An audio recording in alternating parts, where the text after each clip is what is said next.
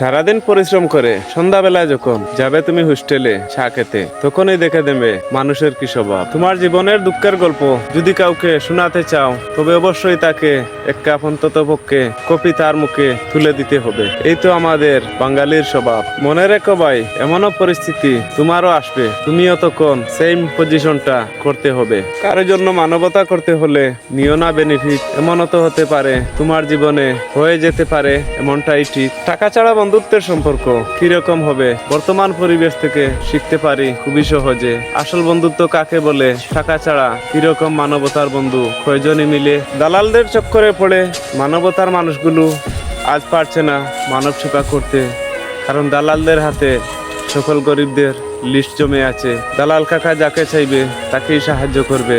নেতাজির দ্বিতীয় কোনো অপশন নেই সেখানে। যার বাড়িতেই আছে বৎসরের খাবার, তার বাড়িতেই সাহায্যের হাত অনেকেই বাড়িয়ে দেয়। কেন?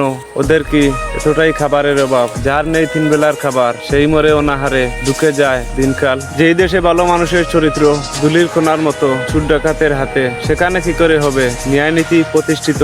বাঙালির নীতি বললেই হয়ে যায় বিশ্ব পরিচিতি। আসলে সেখানে আছে কিরকম নীতি? দুঃখ নিও না ভাই, বাস্তব হলে কমেন্ট বক্সে মতামতটা বলে দিও ভাই।